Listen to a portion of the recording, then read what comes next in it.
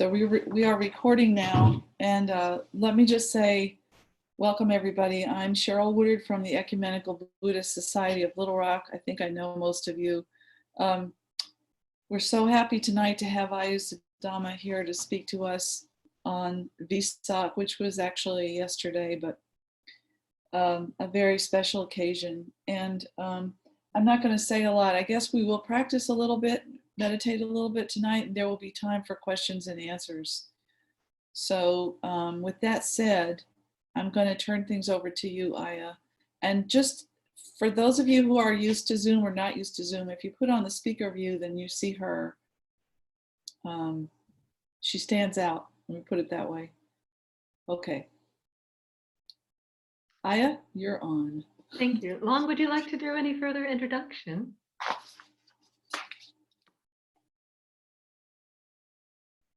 No. Yeah, I just thanks for everybody joining, and thanks for Ayya giving us Dharma talk. And may all be well, may all be happy. Right. Yeah, I should have said, I'm sorry, Ayya, I should have said she's the abbess at the Charlotte Buddhist Vihara, which is in Charlotte, North Carolina.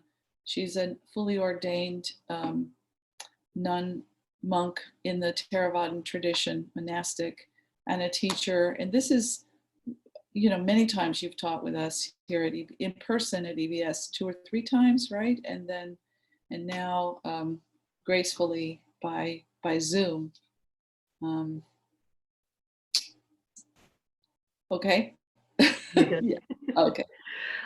Also, full moon of May yesterday marks 21 years since I went forth to join the holy life. Yay! Wow. Kind of fun. On the 20th anniversary, I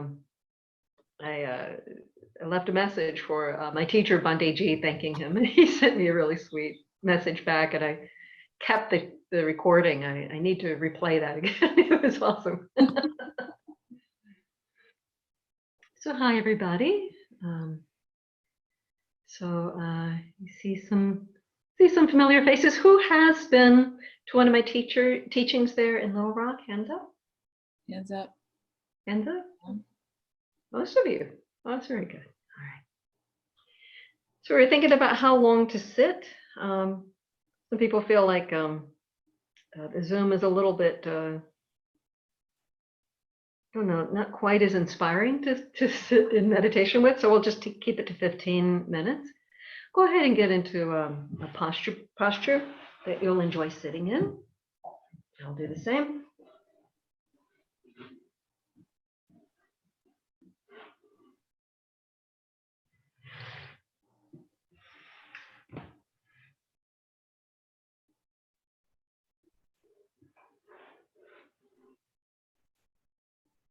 Okay.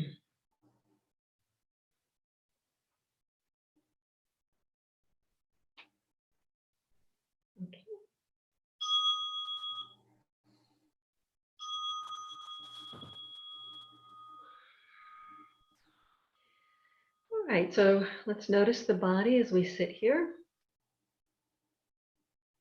Feel the body meeting whatever's holding you up, whatever is the earth for you right now.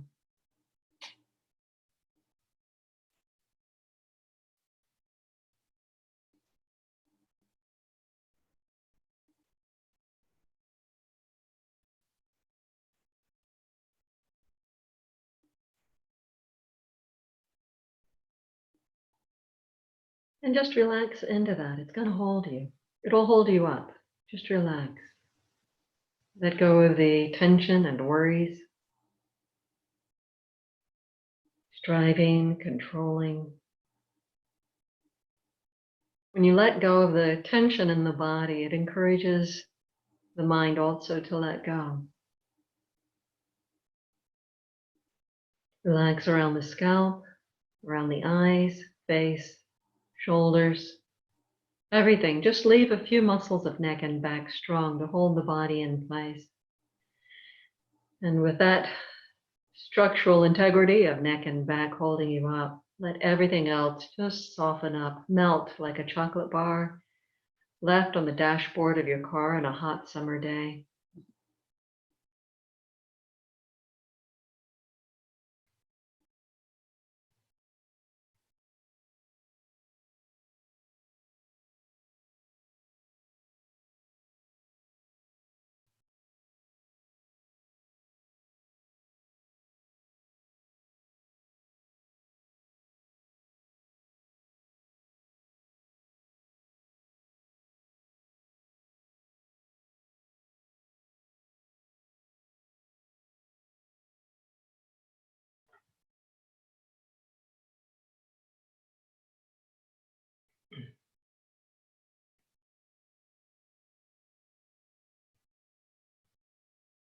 And see whether you can see any evidence of breathing happening. Check it out. Is there breathing?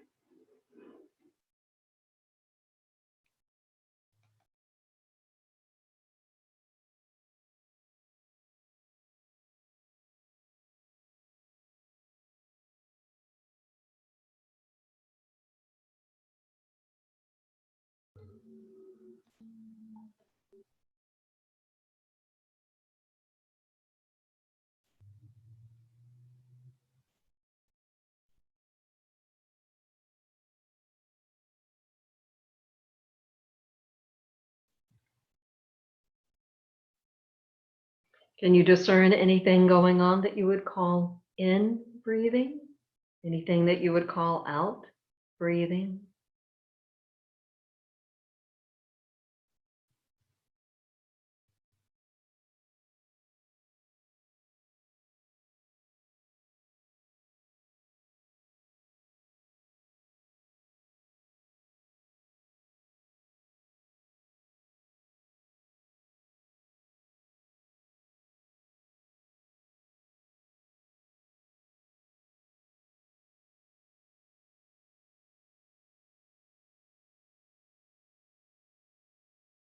One complete breath begins with the start of the in breath. It comes to a peak, and then there's a pause. And then the beginning of the out breath, the beginning of the end of the entire breath. As it declines until the lungs have emptied as much as they're going to. And then there's another pause. So we breathe in, comes to a peak and a pause, and we breathe out. The breath is complete, and then there's another pause.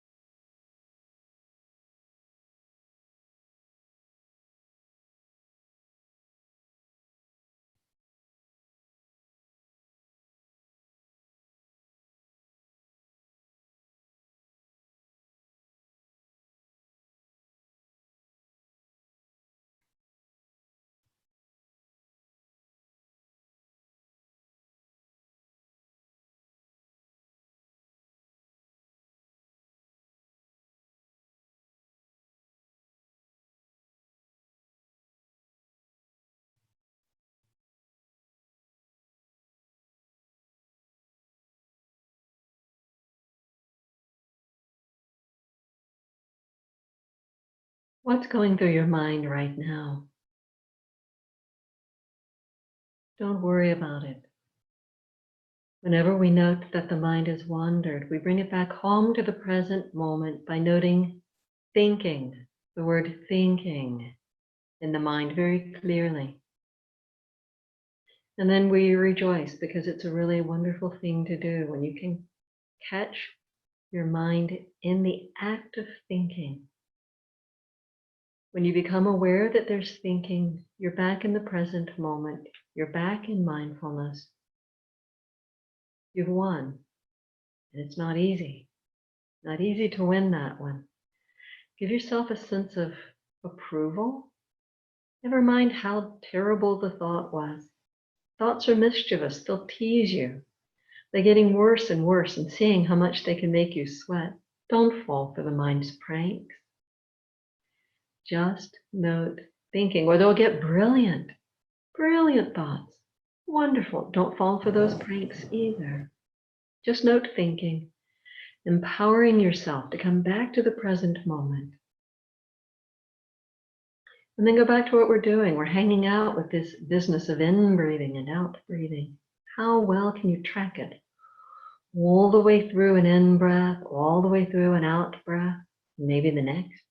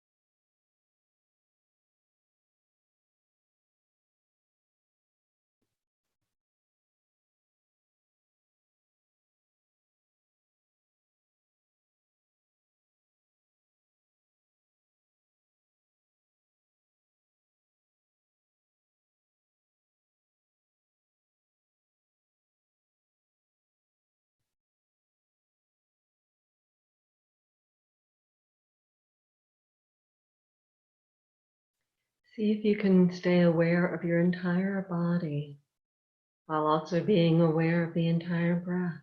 Is it possible?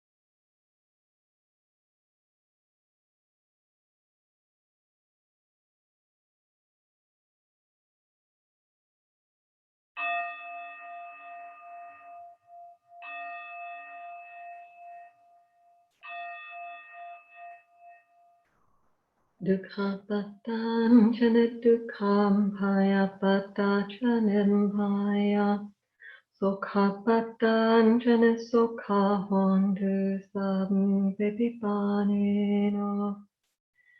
May the suffering be free from suffering. May the frightened be free from fear. May the grieving be free from grief. So too may all beings be free. Sadhu, sadhu. I don't know, that seemed a bit short to me. I don't know about you folks. If you have access to a camera, go ahead and join us if you will.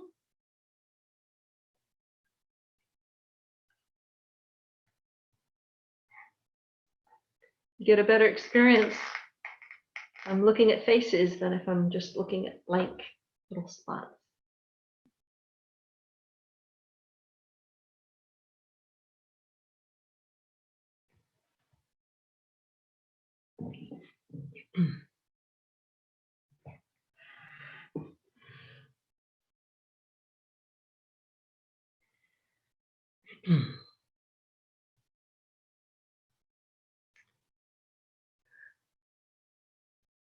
So this is Vesak season.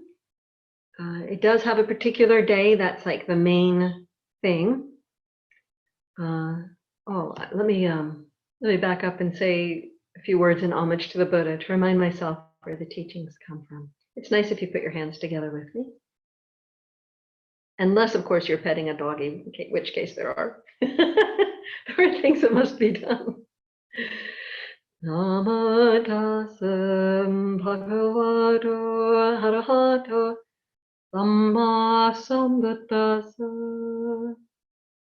Namo tassam bhagavato arahato samma sambuddhassa. Namo tassam bhagavato arahato samma sambuddhassa. Buddham dhammam sangham saranang gacchami.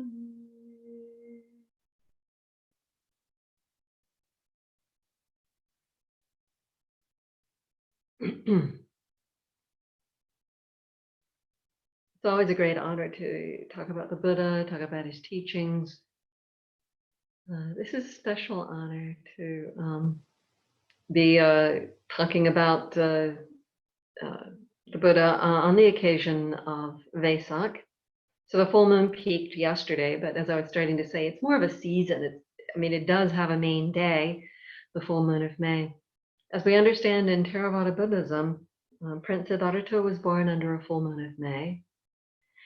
He got enlightened under a full moon of May, and he passed away under a full moon of May. So full moon of May is huge, huge for us in Theravada Buddhism. It's everything all wrapped up together in one big thing. So I think the celebrations were muted significantly by quarantine. But traditionally, in certain Theravada Buddhist countries, they're celebrating in grand fashion for a good 2 weeks, prior to the full moon. And from the dark moon, the new moon, until the full moon, and they'll set up stands, like a sandwich stand. They'll set up stands with free food. They pass out to people on the sidewalks. They just do all kinds of acts of generosity, and they make beautiful paper lanterns. They hang up. Corporation sponsor enormous lanterns. It's very festive, and it's a lot of fun. These 3 cardinal points of the Buddha's life. There's some really deeply moving material regarding his life. There's the understanding that he didn't just come into this world as a genius out of nowhere. He, in a long ago distant past life, he met a Buddha and saw the opportunity for awakening and vowed to become like that Buddha that he met, become somebody who leads countless beings to full enlightenment. When he became a Buddha, his message was to become enlightened as quickly as possible. But what he himself did was to strive life after life to develop the qualities of character that would make it possible for him to see through the veils of delusion so deeply, so powerfully, that he would be able to turn around and help others to become enlightened as well. I like to say that in Theravada Buddhism, our highest goal is to strive to do what he said to do, to end our suffering as soon as possible. And the other schools of Buddhism do what he did. And of course, the highest, the highest imitation is the greatest compliment. Isn't that the saying? So the Mahayana and the Vajrayana, they're trying to do what he did. In Theravada Buddhism, a bodhisattva is a rare being, extraordinarily rare, extraordinarily high, highly honored. In the other schools, well, we're all bodhisattvas and we're all striving along the path eventually. So it's kind of a different take. So what you end up doing in your day-to-day life is not all that different. There's some breaking down of ego and attending to ethics, developing calmness inside and wisdom, becoming more mindful and clear. In Theravada tradition, our commentaries gathered together 10 qualities that the Bodhisattva had to perfect to become a Buddha. I understand in the other schools it's recorded as 6. In Theravada, we say there were 10: dana, generosity; sila, virtue or harmlessness in the world; nikama, renunciation; panya, wisdom; vidya, heroic energy; kanti, patience; satya, truth, deep truth, liberating truth; aditana, firm determination; metta, loving kindness; upekkha, equanimity. So life after life, he was perfecting these kind of characteristics to have that kind of genius necessary to be able to become a Buddha. So they say life after life, he did self-sacrifices, he gave up kingdoms, he was patient when treated brutally, generous to a fault. So they say it was 2 incalculable periods plus 100,000 lifetimes that he was striving. And the drive that he had to find this goal of awakening pushed him strongly, life after life, to do things that were unthinkable, impossible. In this life, again, he found this incredible pull. He had to do this. He had to find the way. The story goes that the astrologers predicted he would either be a great emperor over the world emperor, or he would be a great religious leader. The king said, "I know which one I'm voting for." And he did everything he could to prevent the prince from encountering anything that would cause spiritual urgency. So what causes spiritual urgency? Anyone want to unmute yourself and tell us what causes spiritual urgency? There's an exact answer I'm looking for here. Suffering, death. There is a very yes, but there's a very precise answer I'm looking for. We call these things that awaken us to urgency the heavenly messengers.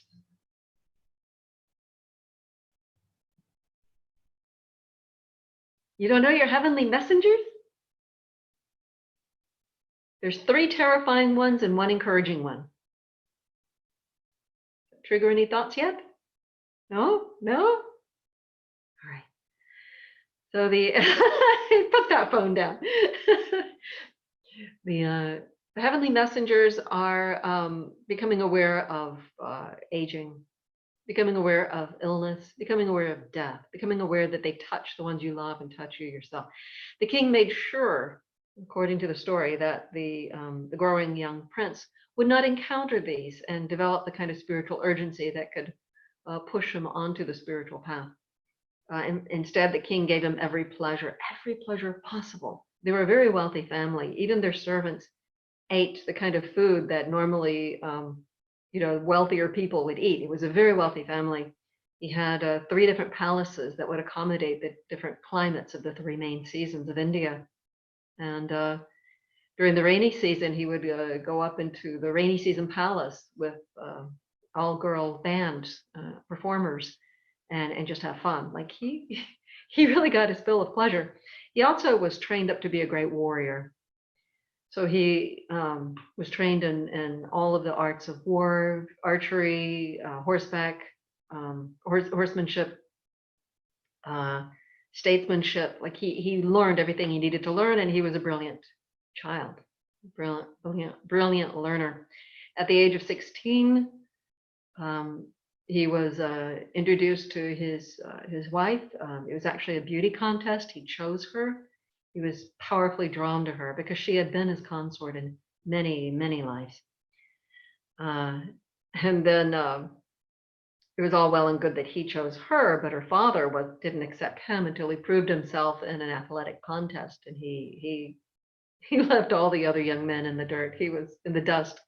He was extraordinary. The day did come, and the stories vary a bit, but eventually going out with this charioteer, Chana, with his white horse, Kantaka, he went out in the city and saw each of these factors that had been so carefully hidden from him. The fact that there was an old man, the fact that there was a sick man, the fact that somebody died and people are carrying the body with tears.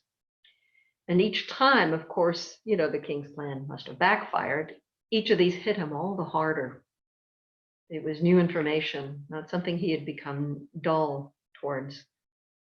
It hit him hard. And his old vows, his old intentions towards finding escape from the problems of samsara, repeated life after life after life of troubles, losses, old age, sickness, death, how you can get everything just right, and even then it still slips through our fingers, how there's always a fly in the ointment, how there's always a background nervousness that someday even the most perfect situation changes. Or we're striving and trying to get things better because they're already, because they're tough. So some people consider the Theravada tradition to be pessimistic because we really do linger a lot on the downsides. But to consider it pessimistic is kind of like going to the doctor and the doctor says, well, what's wrong? And you're like, hey, let's just be happy. Let's talk about happy things. And the doctor says, well, can we talk about your illness, your symptoms? Oh, no. Let's just talk about happy things. You need a diagnosis and you need to get cured. And so to do that, we really need to look really head on at the problem. Fortunately, it's not all gloom and doom because there was a 4th heavenly messenger. On one of the occasions he went out with Chana, he saw someone who had gone forth into a holy life, a fringe renunciate, someone who had given up the ordinary cares of lay life to embrace the search. And then he got hope, and then he knew what he had to do. He waited till his wife had a child, and it could be that it's not spelled out this way in the scripture, but it could be that she really had her place within his family once she was the mother of a child, of a son. And so as soon as the child was born, when they told him the son was there, he said a word. And traditionally, the word that was said would be the name of the child. What he cried out was, who knows? What did he cry out on hearing he had a son? it Rahula? Yes, who said that? Very, very good, Cheryl. He said, Rahula, Rahula. So Rahu was the demon that would swallow the moon in eclipse.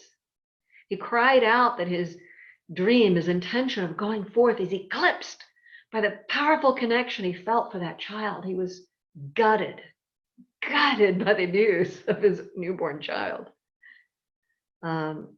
He went and he took a long look quietly at his sleeping, beautiful wife, his many lives consort whom he adored, and that child, the news of which gutted him. He took one longing look, and when you see the iconography, the look on his face is very painful, just that longing.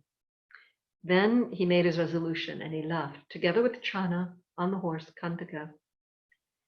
And the iconography that we see, the statues and paintings of him there by the river, where he departs from the horse and the charioteer and goes off on his way to become a renunciate, to seek the solution, to save himself, his wife, his child, his loved ones, and all sentient beings from the terrors of old age, sickness, and death, all the troubles and downsides of life, life after life. There by the riverbank, he pulled up his hair, which was the sign of his caste. It's a really big deal to cut off your caste sign. And with a sword, chopped it. While his charioteer is on his knees begging, don't do it. And they say when the horse saw him leave that he knew that it was goodbye forever, and the horse, his heart broke and he fell down dead and was immediately reborn into a god world.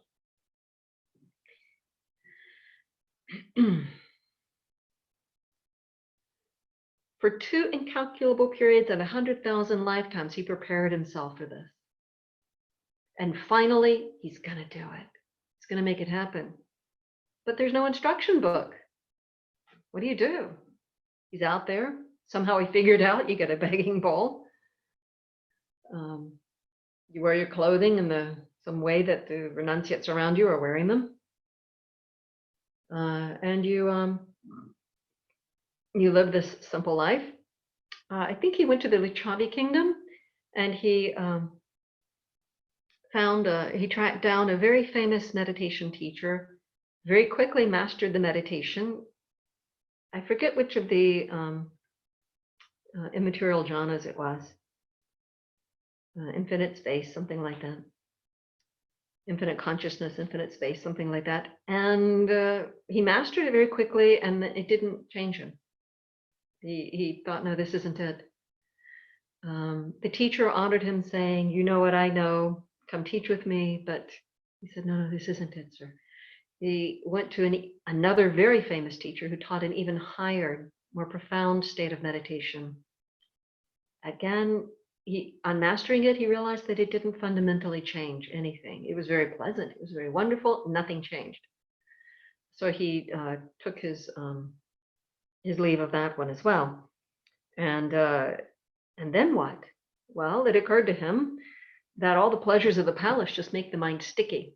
When you feed your desires, they get bigger. They get stronger, like scratching chickenpox. What happens? You get worse. It feels really good, like you're jangling those crazy nerves in the chickenpox. Poison ivy too. You're scratching something that's really itchy and it feels way too good. But the result isn't so good. You end up with a bigger problem. So he knew that the stickiness of all the pleasures he had in the palace life it was just more of a problem. You get one thing that you want, and the next time it comes up, you want it more, or you want a different thing more. Like you give yourself these and these kinds of pleasures with food, and now you've got to have this kind of TV show, and might get angry that you don't get your way. You kind of spoil yourself. Sticky, and the mind just it gets stiff and selfish. We become selfish because we're obeying a slave driver inside.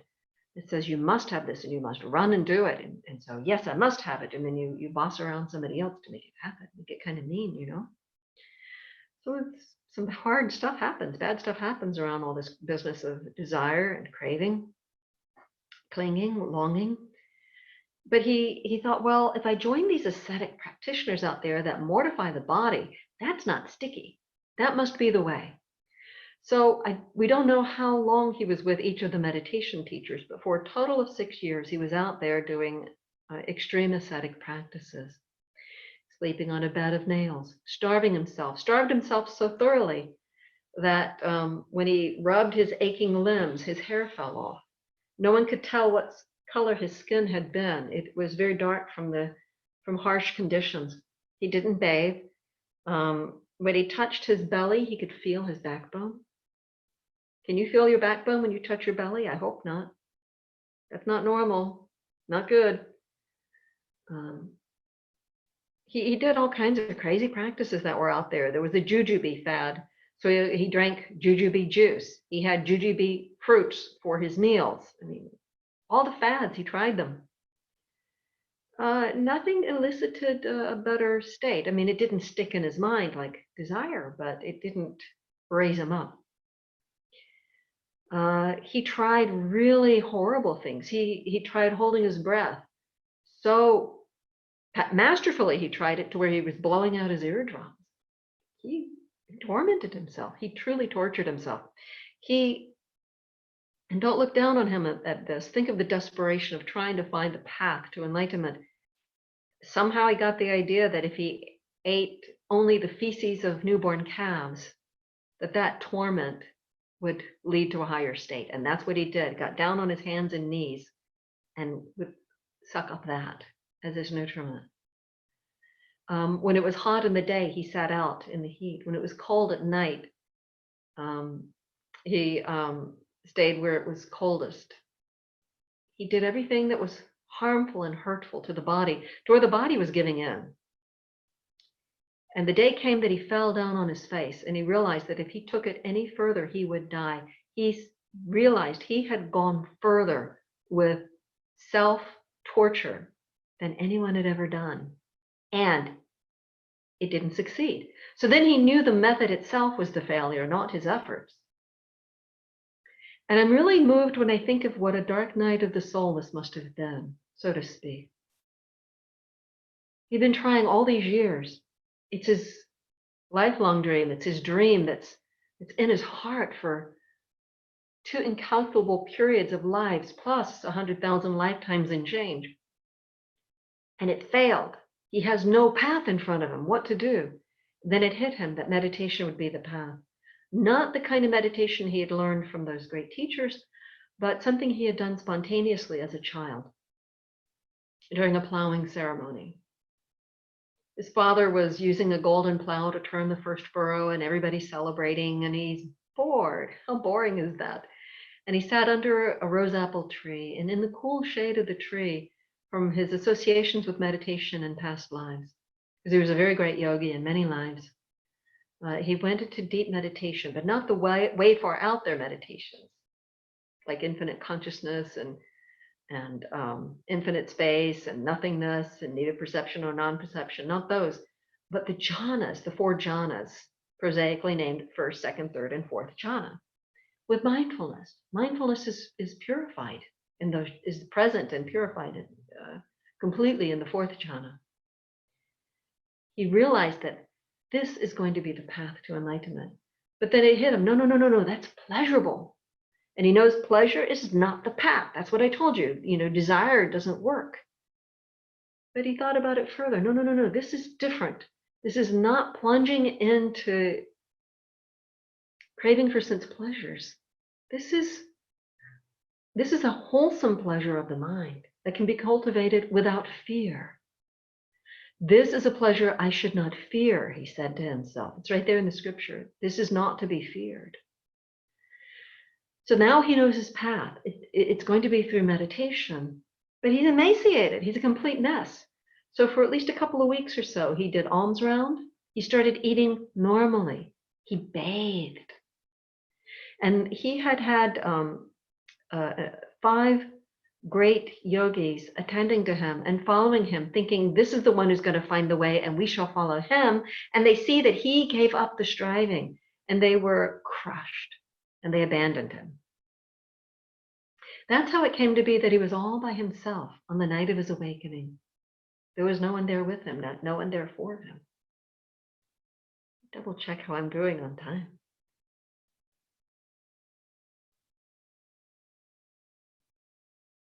I see. Wow.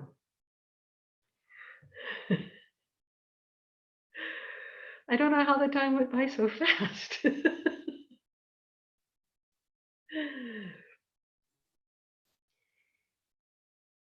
So, under the full moon of May, he had been born. Under the full moon of May, he did that meditation.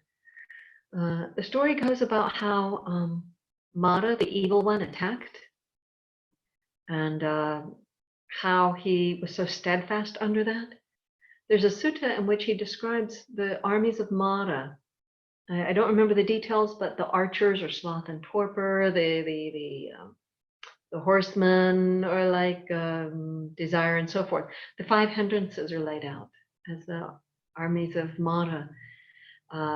It's hard to sit down in meditation, and the same obstacles that you have when you sit down to meditate, he encountered as the armies of Mara. Probably there actually was the evil deity Mara wanting to stop him, because nobody escapes Mara's realm without him interfering.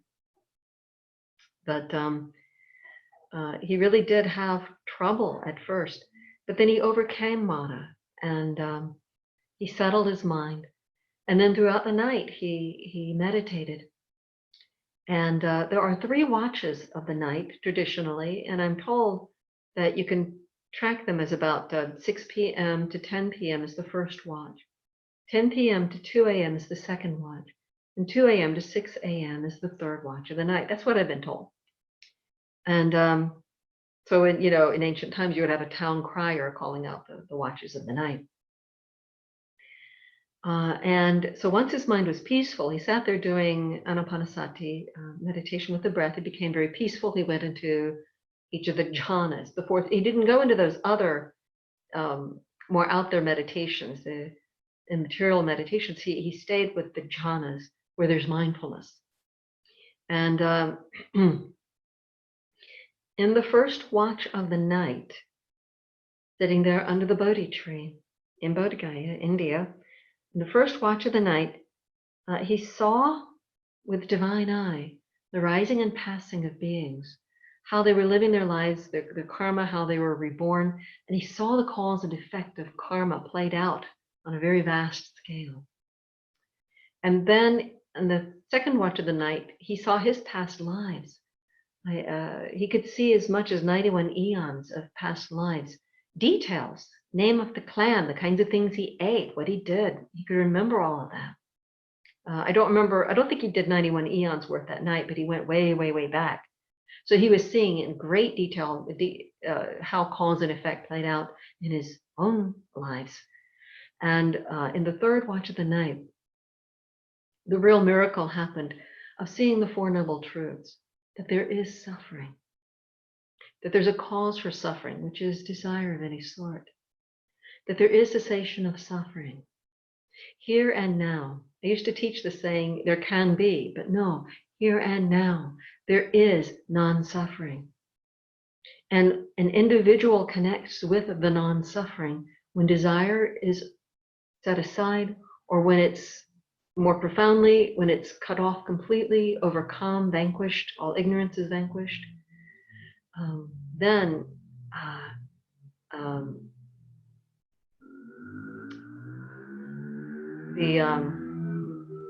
the cessation of suffering is actually known.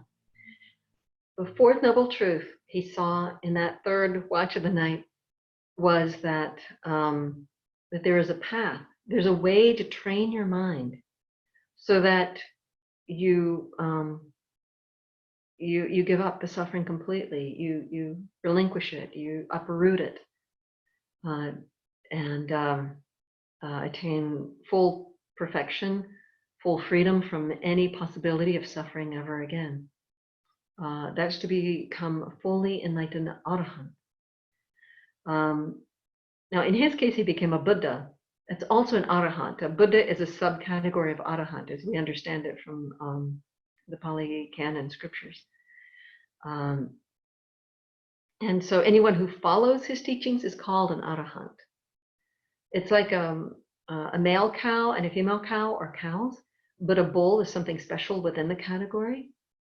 So within the category of enlightened beings, there are Buddhas, but they're all under the same category of arahants. They're all fully enlightened, fully awakened beings. So there's a path. That's the Eightfold Path. The first two parts of the path are the wisdom, right understanding, and right intention. The next three on the path, speech, action, livelihood, or how you treat the world, ethics, virtue. And the last three are the training of the mind, right effort to overcome unwholesome states and develop wholesome states, right mindfulness, and right stillness or concentration. And that's the samadhi or calming part of the path. So wisdom and ethics, virtue, and calming meditation parts, calming, these are the three aspects of that Eightfold Path. In Pali, we say sila, samadhi, panya.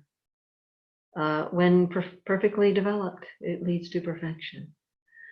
And when he realized each of these aspects, light arose in his mind, and they say earthquakes happen, whatever. At the when the night was over, he was fully enlightened, and so there's just so much to say, what to do. Vesak it's huge. 3 cardinal parts of the Buddha's life. You don't really want to skip over 45 years of teaching and then go right to the end where he had his Nirvana.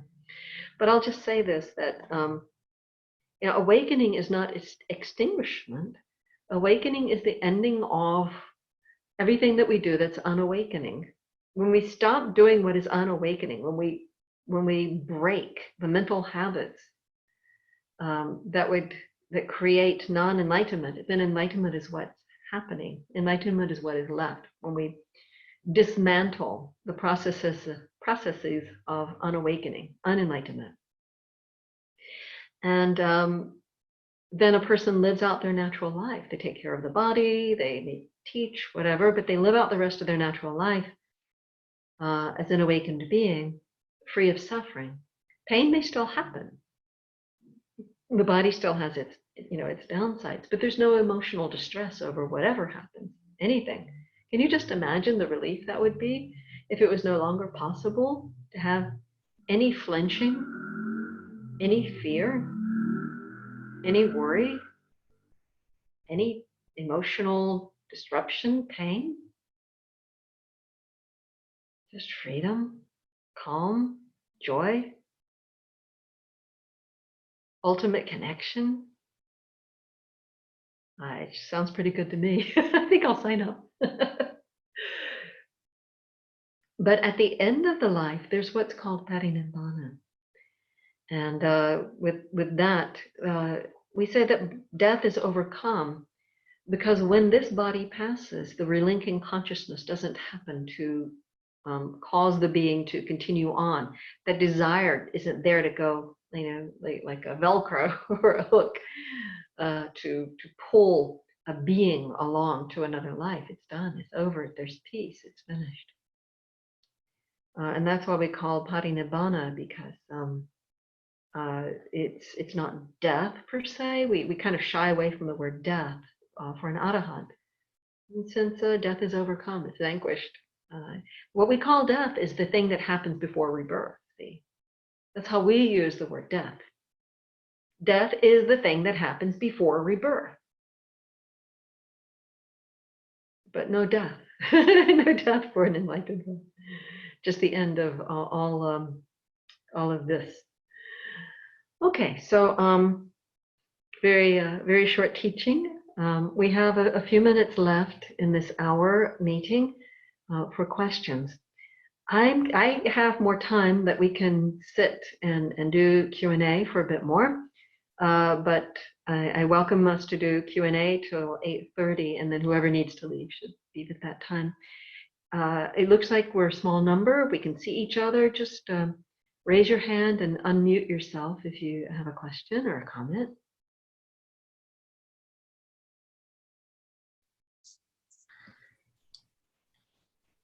I'm going to unmute everybody. So, Oh, that's a good idea. Thank you. yeah, here we go. I mean, it doesn't look like everyone's unmuted. I don't know. Maybe they just have some background noise. They're keeping themselves unmuted. Okay. Unmuted. Okay. So, yeah. Questions? Or comments or thoughts. What is it about the Buddha's life story that you find the most moving? I asked this question of a monk who was giving a live teaching yesterday. And he answered that what he found most moving was when he decided to teach. His first inclination was just to enjoy the bliss of enlightenment, but he was persuaded to teach. And that's what really got him. For me, it's what I call the dark night of the soul. But we don't talk of souls in Buddhism, but it's that bewilderment for a short time of what is the path when he tried so hard. What's yours? What really touches you about the story of the Buddha? Or does it touch you? I was just curious. The Buddha saw death, right, or saw suffering. He was able to renounce. But for some of us, we still see the pandemics. We see on the news where bodies and bodies that goes to the truck. But I still not sure, is it because I'm far away from it, or is it because I still don't have the condition to say like, hey, you know what, I'm done. How do we practice that of to renounce or to seek liberation, I guess. I'm not sure if you understand. Basically what I'm trying to say is like, I personally experienced my own health. Then with this pandemic, from personal experience, and then the pandemic of seeing people suffering, how can we seek liberation? Right. Now, renunciation, a kind of extreme version of it is to shave the head and take on the robes. And for some people, that's a calling.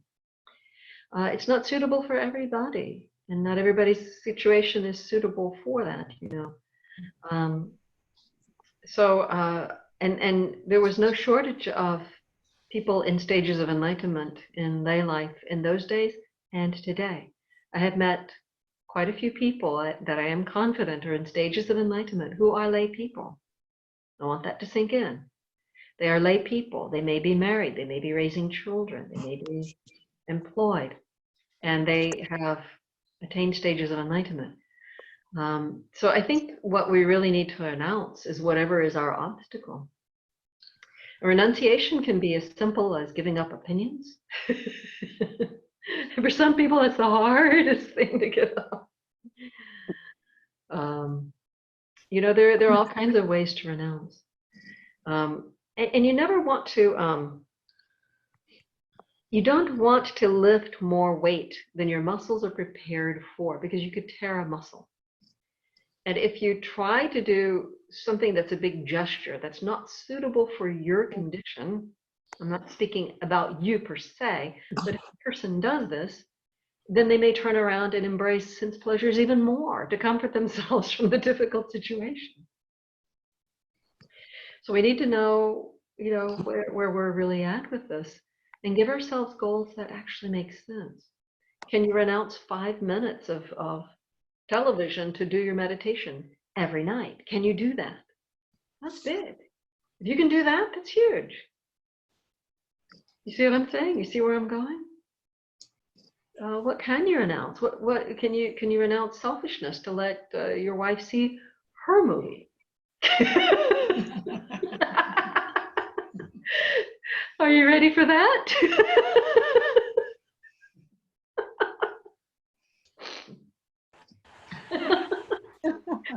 I mean, I don't mean to force excessive ascetic practices on you. It's too much mortification. It's kind of extreme for me already.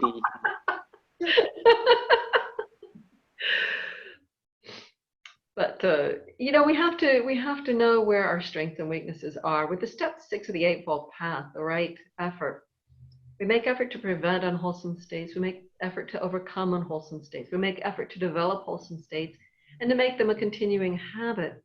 We need to analyze ourselves and know our weaknesses and protect ourselves against where we're weak, and know our strengths and further cultivate those strengths of whatever middle states we're strong at, like loving kindness or compassion or whatever it is for each of us.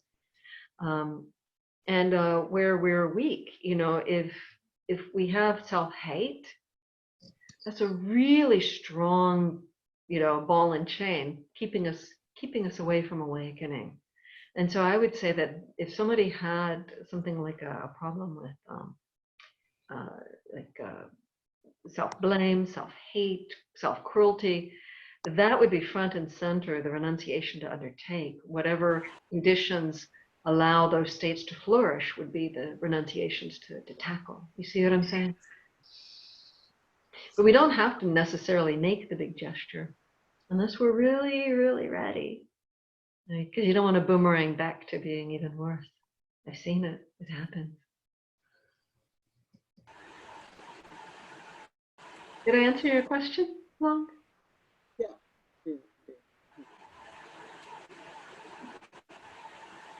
Who's next? It's 8:30. It is 8:30 now. So if anybody needs to clear out right at 8:30, be polite to do that now. We can also, if you could, Ayya is saying she can stay for a little while if you guys want to stay. And just by the way, if you look at the chat, some of you may be new to this. If you look at the bottom of your screen, there should be a little chat function. I placed there links to a program that's happening tomorrow morning, 8 a.m. your time. It goes until near midnight your time, I think. I don't know what the latest schedule says. Anyway, it is an all-day Vesak program online, led by bhikkhunis from various monasteries. And it would be delightful if you join, and especially helpful for me if you join right at 8 a.m. because they, my friends in California are getting up at 6 a.m. California time at my request, because I thought people would be there at 8 a.m. and then I was horrified to realize nobody signed up. So if you want to make me look not bad, you can copy those links and paste them into whatever you need to paste them into so that you'll have them in the morning, and you can access this through Facebook Live at hopefully 9 o'clock. My friends have never done this stuff before, so who knows if it'll actually be 9 a.m., but we'll be trying 8 a.m. Are you going to turn the TV off? Are you going to turn Cat and Hat off? Laura, would you? You're going to turn Cat and Hat off? I'm sorry, my little granddaughter's in here and I didn't want her to disturb anyone. Yeah. Laura, mute yourself. There we go. Thank you. No, yeah, stay muted. Very good. All right. So anyway, if you can come tomorrow morning, that would be really extremely awesome. Thank you. Or come anytime during it as well. My shtick will be at 9:30 in the morning.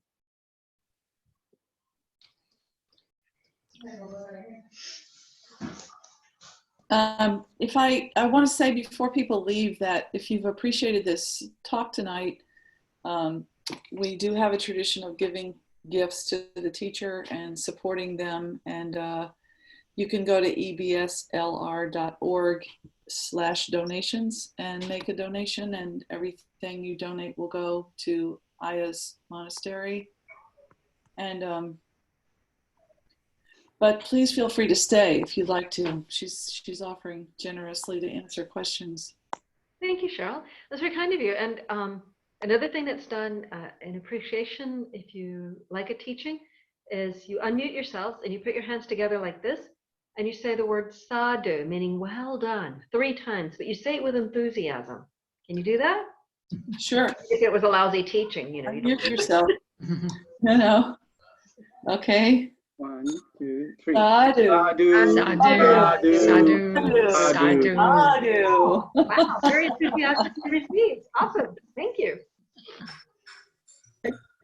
I guess nobody asking questions. I ask again. Yes, go ahead, Mom.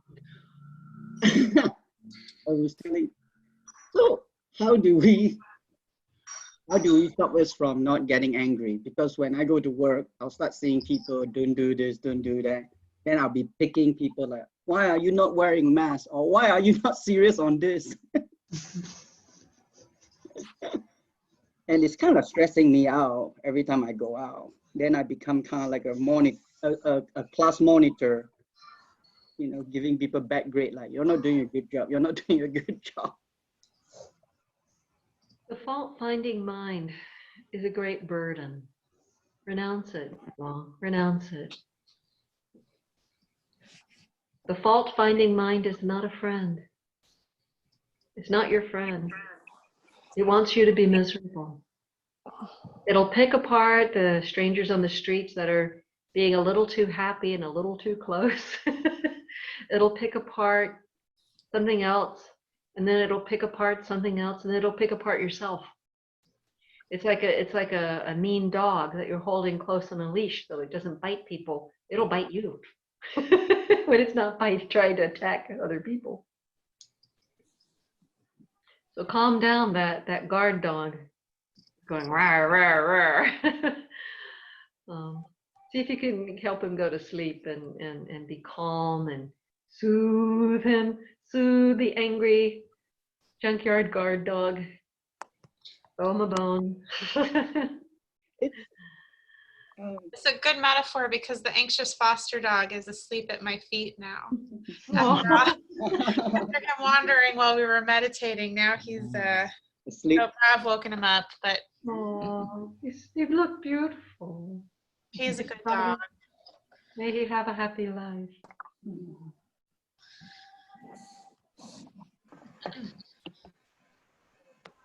Here he comes. Perhaps he'll say hello.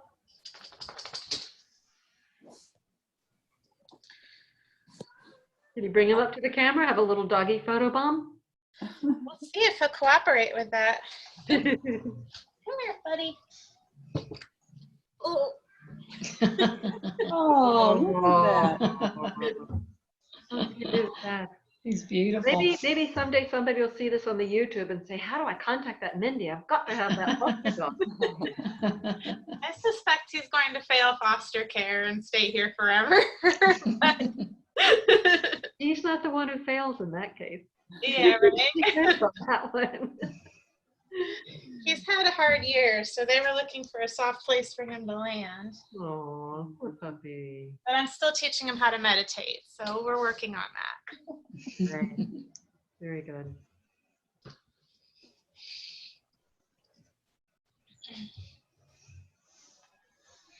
Anybody feel moved by the story of the Buddha?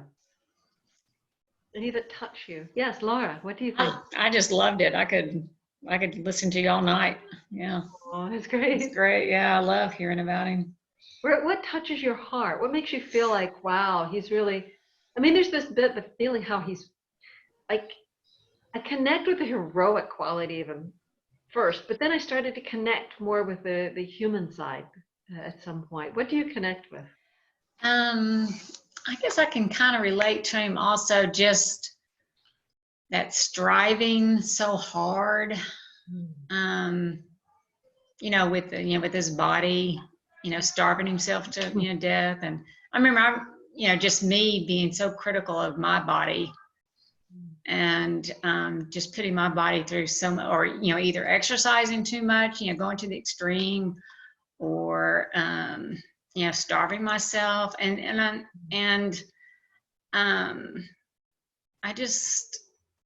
don't know, I relate to that. And what I love about him is that he, I'm discovering more and more about him, but from the story that you told tonight, that kind of resonated with me. And then how he just came to realize he didn't have to strive so hard anymore. And I've been able to, meditation has helped me a lot.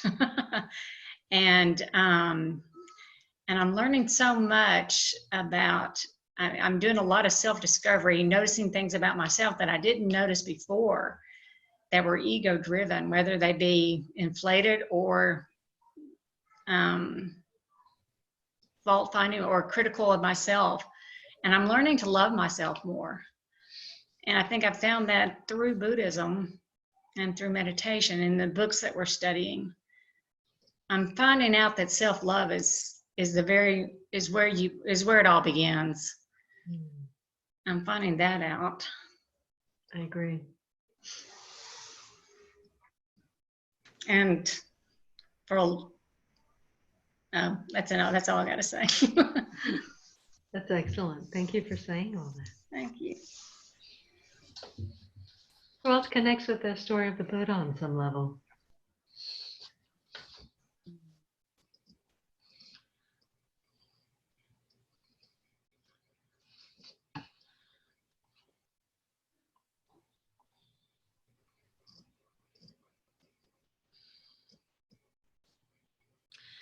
I've always been with your monk from yesterday, that the part about him that inspires me is not so much that he found the path, but that he turned around and encouraged other people to find the path. 45 years, he slept only 2 hours a night, and the rest of the time pretty much dedicated to helping others. 45 years. How many people do we know that find something good and hold it for themselves, that are afraid of sharing that? Wow. Yeah, when I think about that, I think about how hard it was to teach what he did. Well, because what he had was this experience, wordless, really, and how still he went ahead and worked really hard at helping people get it. Yes. According to the story, the first person he encountered, once he had decided to teach and he left the area where he had been and took off to find the 5 ascetics to teach them what he had discovered, was some guy on the road who asked him, who are you? What are you? Who's your teacher? And he said, I am the awakened one. There's none like me. I have no teacher. And he just spelled it out, hey, I'm it. I aspire to that confidence also. And the guy says, may it be so, and goes another way. And so not the response that he was looking for. So when he came up to the ascetics, he didn't just say, hey, I'm it, I've got it. But he said, I found the deathless. Listen to me, you can find it too. And even then, he got real hard pushback. They didn't want to hear him at first because he had quit striving. He was a failure. He had crushed their hopes. But then he said, well, do you acknowledge that I've never made this claim before? They'd been calling him friend, which was very kind of in your face. We don't respect you, until he said that. And then they remembered how humble he had been, that he'd never made any claim. And then they said, yes, Lord.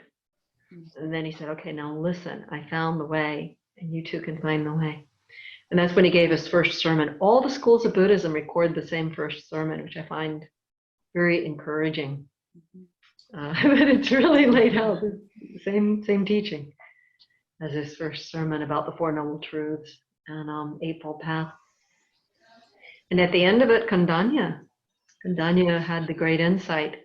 And that's when it was proven that he really actually had done it, become a real true teaching Buddha, that he wasn't just a silent Buddha who can't teach, but he had the extra genius of a real Buddha. And that's when the heavens just broke forth in crazy happiness. Because it really has happened. Like, it's a real Buddha and nothing's going to stop him now. Nothing.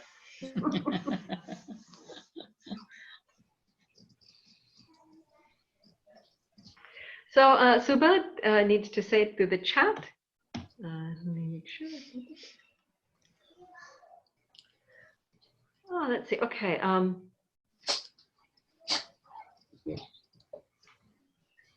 Eileen commented gratitude and appreciation. Suba has said, I hope it's okay to read this. I find that, like the Buddha, I'm searching. I'm always striving to be better, a lifetime learner. But finding contentment feels like a never-ending journey.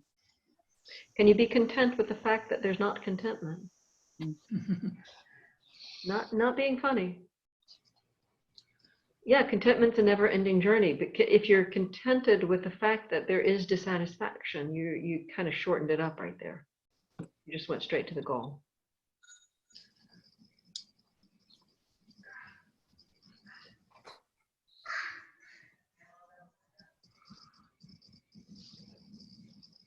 There's a wonderful little Buddha statue. There was this monk I knew who he kind of was shaped like the Chinese Buddha, the big one.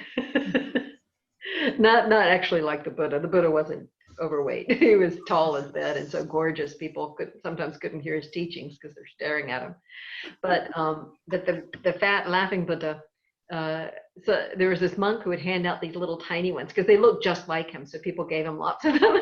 And there was this one that had this little saying at the bottom of it. The Buddha is like this, his big belly and joyful look. And he says, oh, what bliss to know there is no happiness in this world.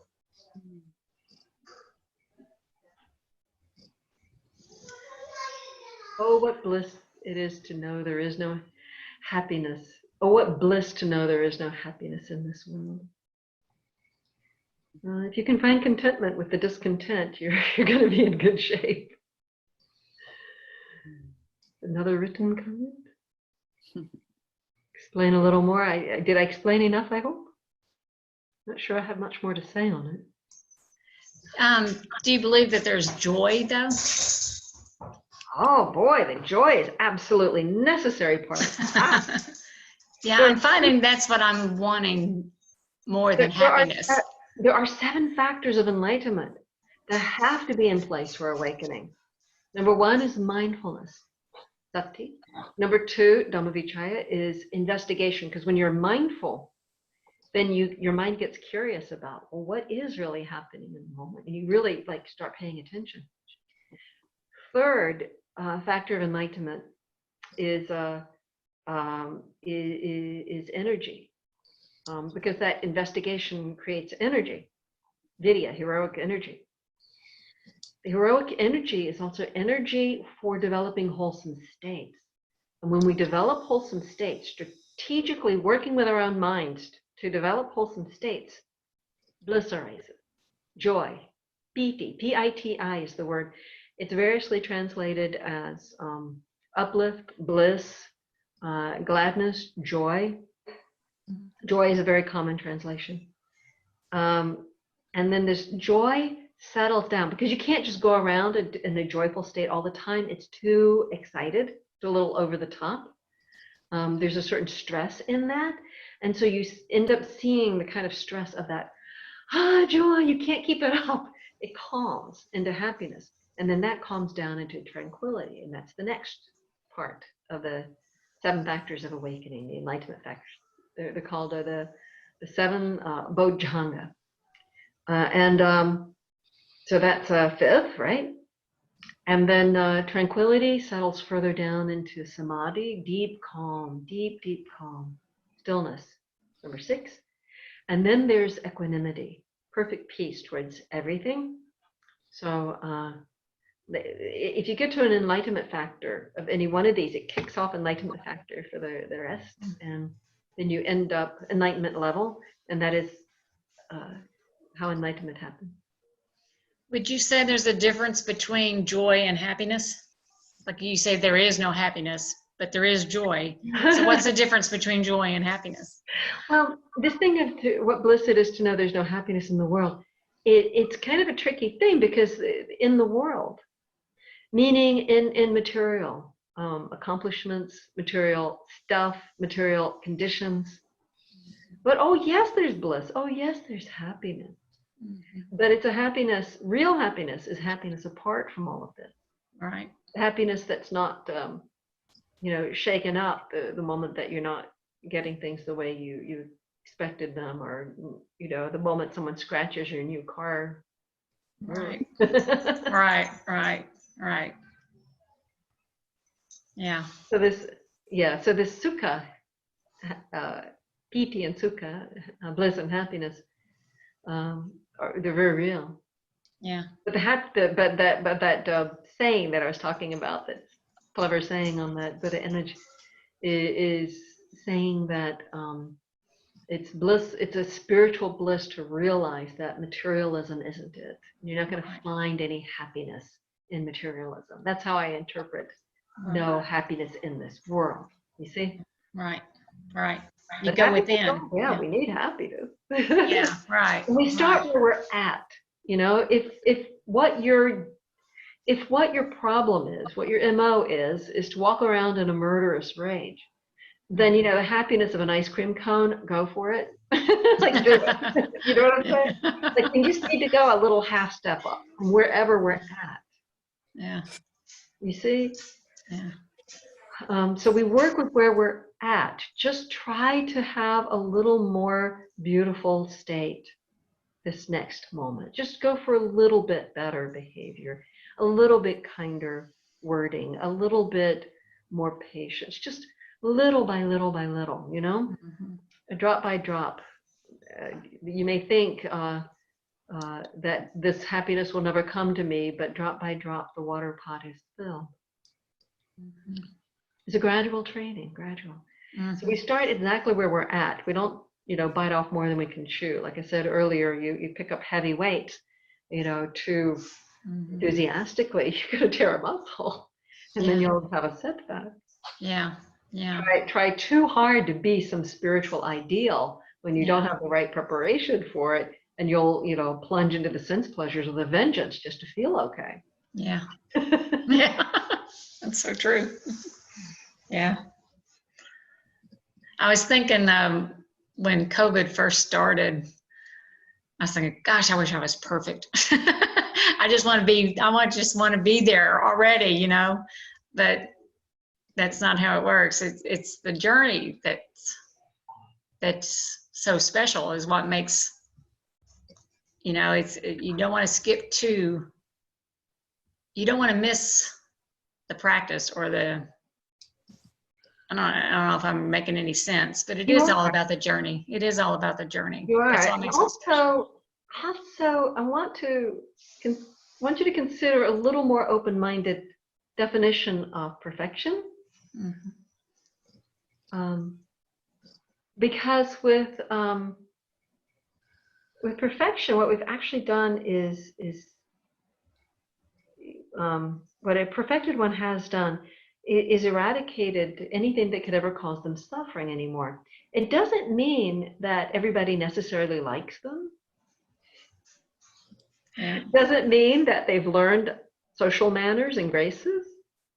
They may not.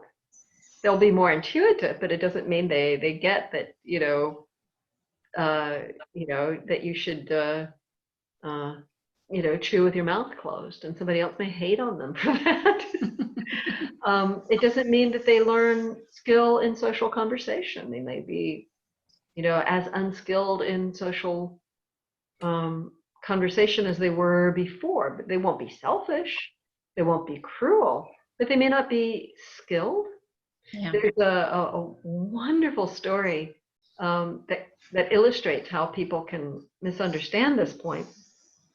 That there was a man who was sent by his wife to find a perfected one, a great elder, to do some family ritual. So he goes to the monastery, he asks for a great monk, and he gets somebody, and he's walking along holding the monk's begging bowl thinking, oh, I hope I got a great one. I hope I got a great one. And they get to a ditch, and let me think a second. They get to this a ditch, and it was one that you really needed to just kind of step down in, walk across, and climb up the other side.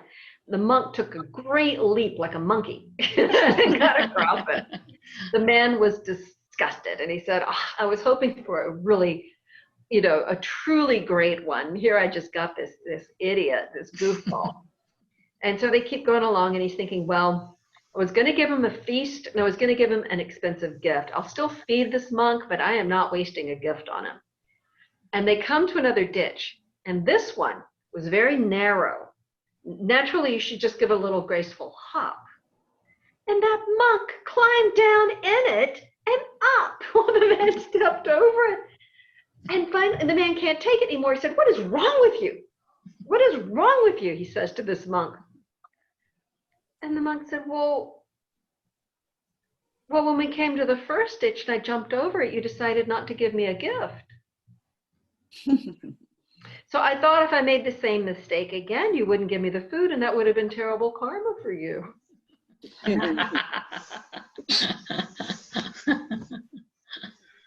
Yeah. The man set aside the monk's bowl, bowed all the way down on the ground with both hands on the ground, forehead to the ground, in front of the monk, begging forgiveness, and then took the monk's bowl again and led him to his house and gave him the food and the gift. So there are certain areas of perfection that we might be looking for that are not the path. We might be looking for perfection of form and muscle and perfection of, how fast we can run. We might be looking for perfection in how cleverly we can speak and how we can please people. And we might be looking for perfection in all sorts of ways that are somewhat irrelevant. And someone might be perfected and really annoying. Yeah. That's true. Yeah. Yeah. But each stage of enlightenment is a dropping away of some aspects of unenlightenment. Yes, that's a cat tail. Okay. Let's see if you can see him. Oh, beautiful. Wow. Is that a moon cat? He is a Maine Coon. And you can tell he's Yeah, beautiful. he's got that look. He also has spots like a Bengal, so he's a very mean Maine Coon. Actually, very strong human-like personality. Yeah. Beautiful. Like if I don't pet him just right, he may growl at me and leave. He realizes I'm laughing at him, he'll walk away angry. Very good character.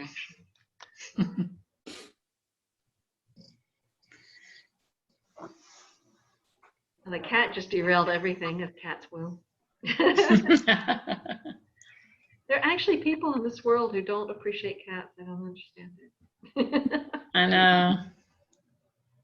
They're beautiful. People on this call are just like, okay, come on, please. It's just a cat. Other people are going, kitty.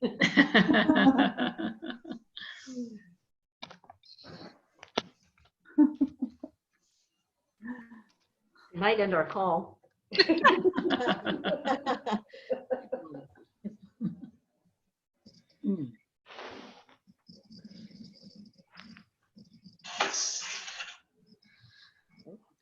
think, Laura, you were saying like you were hoping that, this COVID, use this time to practice, and I was thinking like that too. But the first one to 2 weeks, I was binge watching. Yeah, me too. I cannot take the uncertainty. Yeah, I it's go to hard. my Netflix knowing my certainties on Netflix. Yeah. It's a Well, I really empathize with that. There's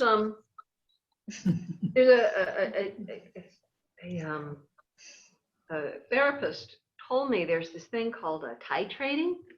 Can you still hear me? Yes. Okay. We can't see you, but we can hear you. There's something called titrating, where if you're mixing volatile chemicals, can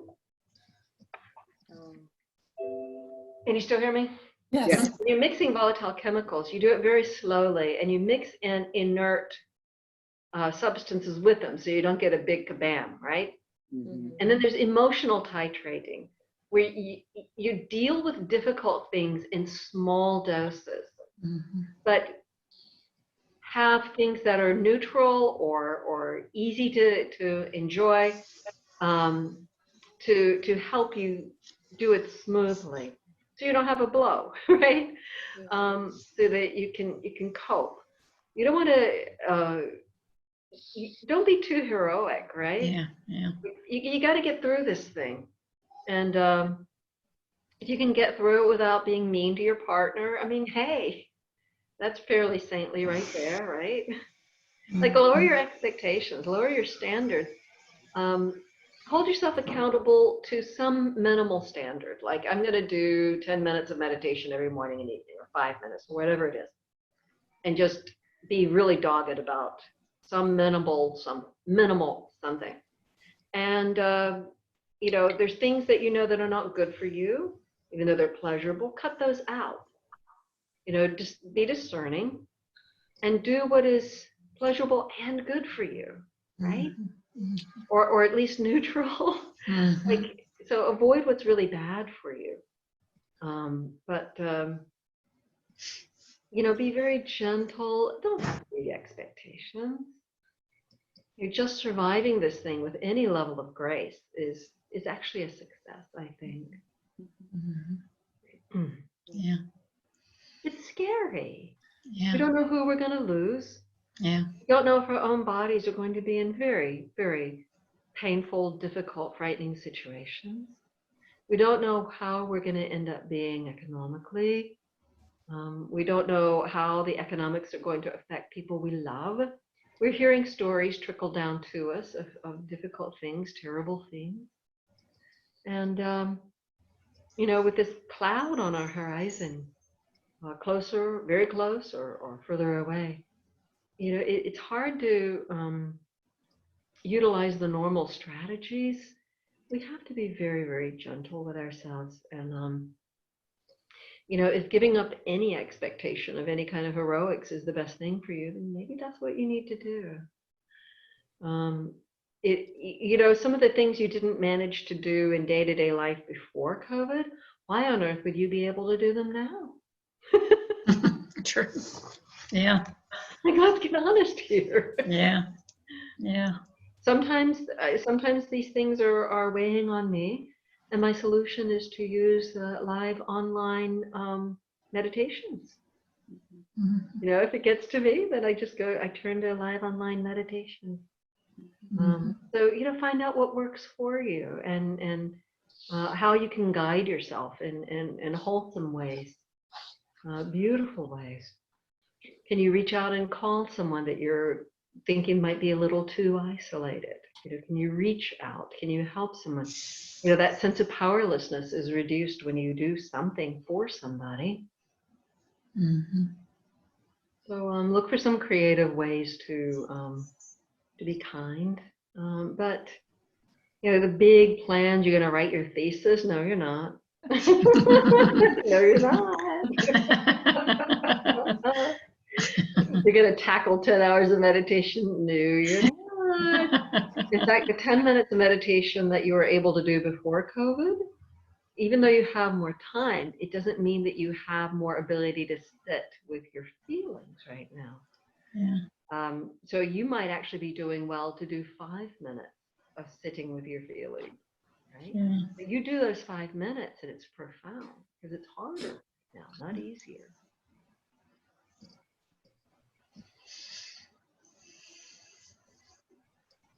And I think you should really give yourself credit for whatever you're doing well. If you don't give yourself habitually, you need to habitually give yourself credit for what you do well. Otherwise, all your efforts are like falling down like they're just going off into a black hole. There's no, I think if you had somebody in your life that you did so much for and they never said thank you, ever, like what an ingrate, right? Well, you're like that to you. And then something else in you says, what an ingrate. Why should I guide myself to do this and that? There's not going to be appreciation. So really celebrate every little good thing you do. You brushed your teeth. Yay, hygiene. You did it. Seriously. Yeah. You did it. You bathed and it didn't take this time. Hey. I'm very mindful of You did washing my it. hands. And you had a clean towel available too. You're making it. You're gonna do it. You're getting done. You're doing it. If you celebrate even these things that you think are your duties, you give yourself an emotional cushion that you've been missing. Want me to say that again? Yes. So if you celebrate all the little things that you do well and correctly every day, that you just see as your duties and dismiss normally, if you start celebrating these things, you'll give yourself more of an emotional cushion. You're getting more attaboys. You're getting, you did good. You know, pats on the back that you need. Your little inner, 2-year-old, your inner 4-year-old needs to hear, that was done well. You made a really good cup of tea. Mm-hmm. You need to hear it. Yeah. Really do. And it really, I think it does give you a cushion of some self-esteem that will help you when you tumble down the stairs in front of your neighbors that always look at you like you're a bug. But you know you made a good cup of tea that morning because you told yourself that.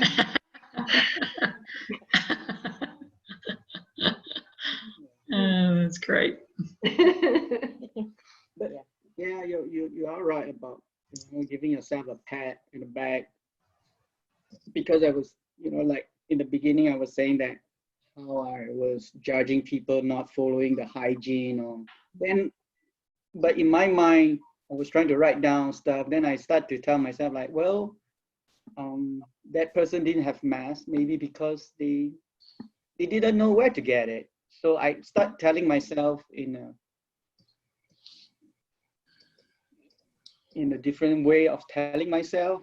I'm actually a little bit more cheerful, not be judgmental. Yeah, good.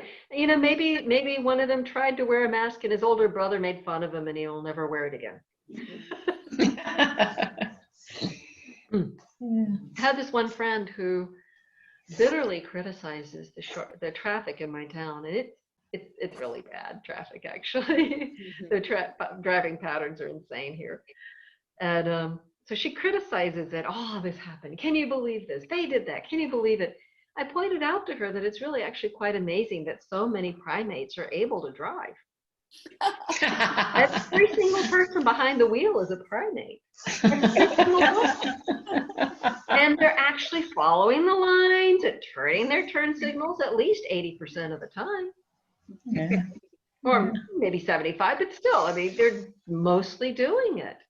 They're mostly not wobbling around unless they're drunk, that's what they needed to do. But they're mostly not weaving. They're mostly not going up the sidewalk. They're mostly not crashing head on.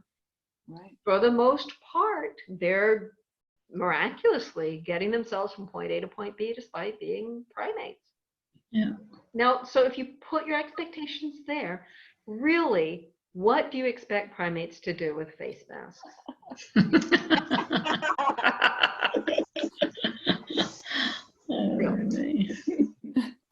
And then you have big people telling them, you're a little person and you're going to wear a face mask because I said so. Oh, yeah? Yeah. I'm not going to wear this face mask if it kills me. Just because you told me to. Yeah. Mm. And also I'm guilty. I'm work remotely from my home, so I am pretty much isolated. I'm not around people. Mm. And, I just innocently forget sometimes. I've gotten now to where I put my bandana in my car because I have forgotten to put my bandana, and I'll walk into the Walgreens, I'll walk into Target. I'm thinking, you don't have your bandana on, you don't have your mask on, you feel so bad. And I have done that a couple of times, but I've gotten better. I have put them in my car now, so at least I can run out and get it. And then when I do wear my mask, I'm thinking, I feel so self-righteous, or I feel so proud of myself, It's just such a switch, I work at the hospital, and so a few weeks ago they went to an all mask policy, right? So we can't get in to go to work without a mask on. Yeah. And so for the first several days, you know, like you'd be like, well, so and so is like is really late. So they had to run home and get their mask. Because we can't get in without one. Yeah. So we It's just a- all took turns forgetting and leaving them at home. For them. Yeah. It's a whole new world. It is. It's just Right. a new world. And we are having to adapt. It's like we are going through some kind of evolution, I feel like. I mean, if I really go out there, I think, okay, some kind of evolution is occurring right now. We're witnessing it. Because this is kind of like after 9/11. I mean, you know, and they're saying that there are future pandemics that may be even worse than what this one is. Right. You know, and if we don't pay attention, I don't know. It's an interesting place we're at right now. I think it's really interesting. And I think it's so interesting of what's happening with the environment, the Earth's environment. And I'm just wondering, I just hope so bad that we learn from it, or, you know, go take a positive step from it. But I was listening to Warren Buffett, and he was saying that the airlines, it's going to be in real bad shape. I mean, you know, economically. So I don't know. It's interesting to look at it from a different perspective, from that kind of perspective, where we are from humanity. Where is humanity going with this? What's going to happen from this? I'm hopeful that it'll be good. Something that helps me a lot when fear of the what ifs and future possibilities arise in my mind is to remember that there's this body here, and I can feel my bum on the cushion. I can feel my feet on the ground. I can feel the clothing on my skin. I can feel the breathing that's happening. And that's, you know, throughout the rest of this life, that's there. It's always there. And anytime I can connect my awareness to what's happening physically, not focusing obsessively on a painful feeling, but particularly on any neutral or pleasant feelings in the body, experiences happening with the body. In that moment, the mind isn't going out thinking about this and that. And you can put up with anything for a moment, you know, you can put up with anything if you're not thinking about it. Yeah. You know, so I mean, I have you know, a complicated medical history, and I have been on a ventilator in the past, and I had some flashbacks, you know, when we were first hearing about ventilators this, ventilators that, and remember ventilators, and a ventilator, and but I remembered too that, you know, if you're on a table with a ventilator on, you can feel your body meeting the table. That's there for you. You can feel it. That's the earth underneath you in that moment. You feel the clothing. You can feel the sheet. You can feel, you know, the air going in and out. You can feel the humming of the machine. You can feel, you know, so many things. And, you know, when you put your mind with the physical body in that moment, you're in the present moment. You're empowering your mind to be in the present moment. And everything is fine in the present moment. It's just fine.